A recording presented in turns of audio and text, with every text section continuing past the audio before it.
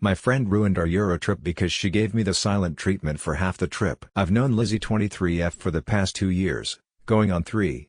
Because we live in the same European country, one with good public transportation, we are able to visit each other often once or twice a month without breaking the bank. I've never had any major issues with her.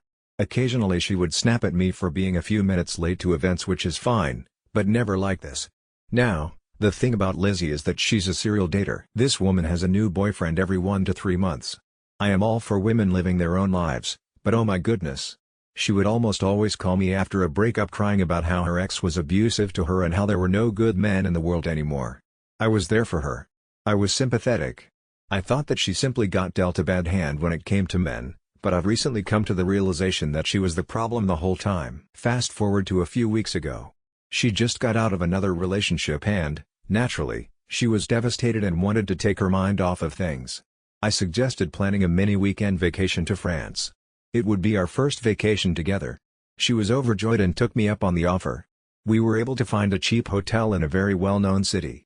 One of my friends, Mary, 25F, was also able to come. So, Mary, Lizzie and I took off to France.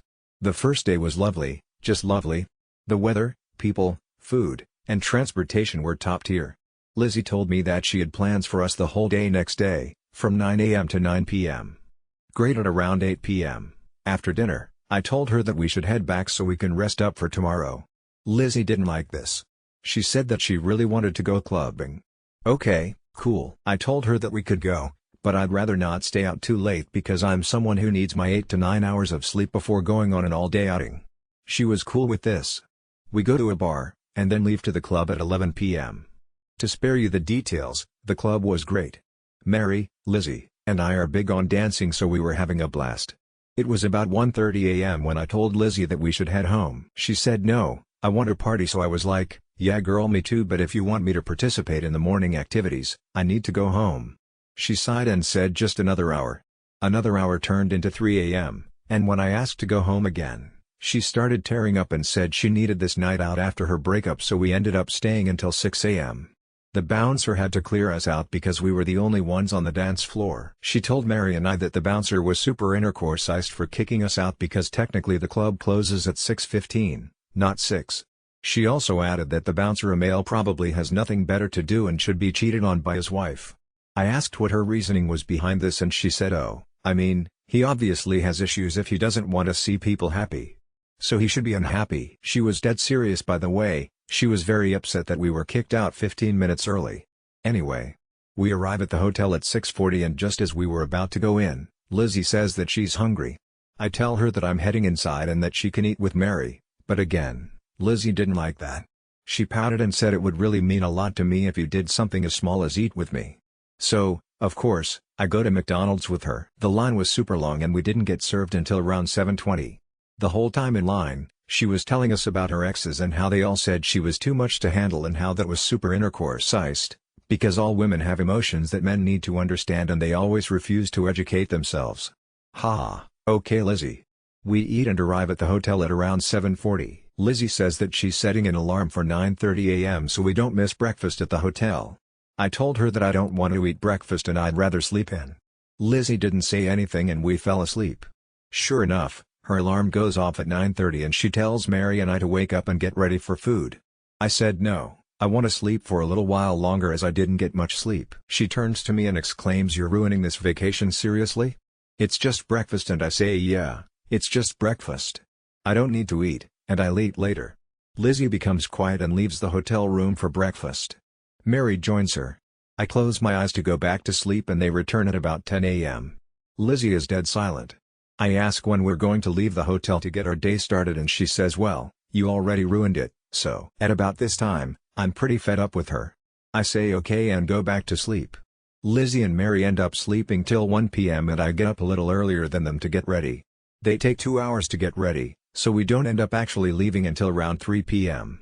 The whole time, mind you, Lizzie isn't speaking to Mary or I. Mary asks me what's going on and I just sat there like, "Girl, I don't know, we thought that it would be great to start our day thrifting and then heading to a cheap cafe for lunch."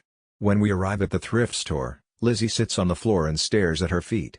I ask her what's wrong and she replies, "It's just that you and Mary disrespected my time and the day is ruined." We have no time to do the things I planned. I'm also in a lot of pain due to my illness. I apologized and asked her what her illness was because this is the first time I'm hearing about it. She said, I'm just generally mentally ill and sometimes it gets worse. I apologized again saying, oh, Lizzie, I'm sorry. I didn't know you were diagnosed with something. What can I do to help? She replied, I'm not officially diagnosed but I know I have original content and multiple personality disorder. I've been going to a new therapist every other week but I haven't found one that will give me medication. They're all old assholes that don't understand my issues and my trauma. I want to eat. I'm tired and I have a headache. I called Mary over and told her that we're going to the cafe a little earlier than planned. We reached the cafe and I purchased 2 coffees as a treat for the girlies. One for Mary and one for Lizzie. I don't drink coffee. Lizzie glared at me, saying, you didn't even ask what I wanted, you just bought me a coffee? Seriously? I apologized and offered to get her a tea or water but she rolled her eyes and went to sit at a table. Mary was extremely stressed and told me that she didn't know how to help Lizzie, and asked me what to do. I just looked at her and shook my head. The day goes on.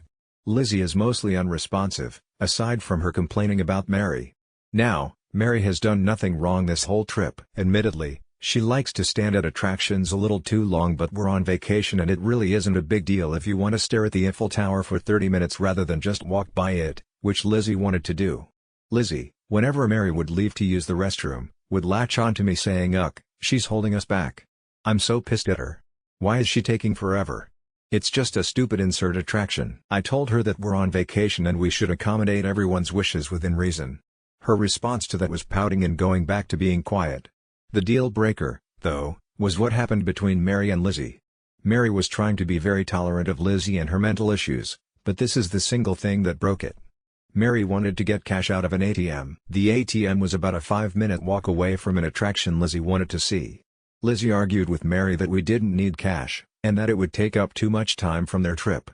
Yes, the 5-minute walk to the ATM was too much of a walk, lol. Mary said something along the lines of, "Okay, but I want cash so I'm getting cash. You can come with me, or you can act like a baby." Not everyone will give you the princess treatment like original poster. Lizzie was very unhappy with that, as you can imagine. She turned to me for help but I shrugged and said, it's just a 5-minute walk. This was around 6 p.m. Soon after, we headed to a restaurant for dinner. The whole time, Lizzie didn't say a word. She pointed at the menu items instead of saying what she wanted to the waiter. During the middle of the meal, Lizzie burst into tears. Mary and I tried to cheer her up by offering to buy dessert and maybe go to a spa afterwards, but Lizzie wasn't having it. She returned to being quiet while we finished our meal. On the way back to the hotel, she said, "I'm sorry, that was one of my multiple personalities. I can't control myself when that happens. You two have given me so much stress today. I couldn't help letting a personality out. Bro." She then says, "This is very triggering because my ex, Edward 33M from 3 years ago, didn't understand how to deal with my mental issues, and it looks like you two don't know how to deal with them either. You need to better educate yourself about mental illnesses because you don't know which one of your friends or co-workers have them." Mary and I just looked at each other with wide eyes. Like, how do we respond to that? We arrive at the hotel. Lizzie and Mary are dead quiet, scrolling on their phones. I hear Lizzie sniffling every now and then, trying to hold back her tears. Both of them are texting me, talking shit about each other. "I can't believe," Mary said. "Who does Lizzie think she is?" For about 2 hours. I finally say, "Okay guys, so what are we doing tonight?"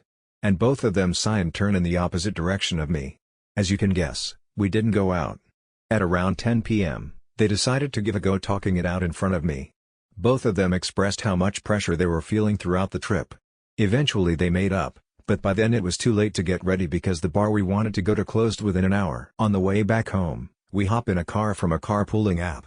The guy picked us up at a specific location, and was set to drop us off at a specific location.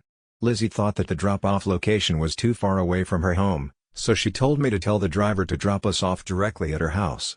I was the one who ordered the carpool. I told her no, because the driver was only supposed to drop us off at the drop-off location on the app, and if he were to drive to her house, it would be an extra 50-minute drive for them. Lizzie became quiet again, and after about an hour in the car, she texted me, "You're being a pushover. You have to stand up for yourself in situations like this. It's very unfair for him to drop us off so far away from my home. You need to speak up." To which I replied, "No thank you. We agreed on a drop-off location and it would be unfair to change it last minute." As you could guess, she didn't speak to me after arriving home. We had another altercation a few days later, but I think this post is too long to talk about and not too relevant. I don't know what to do. I've never met someone so difficult to be with. Ever. Where should I go from here? Should I confront her about her behavior? Too long didn't read. My friend turned into a toddler during our first vacation together. She neglected to tell us that she has multiple mental illnesses that she doesn't take medication for, and gave my friend and I the silent treatment for over half the trip. She broke down in tears twice because things weren't going her way, and she made me be the middleman when the other person on our trip decided enough was enough and got into an argument with her. She then called me a pushover for not changing the pickup location for our carpool, which isn't even possible last minute.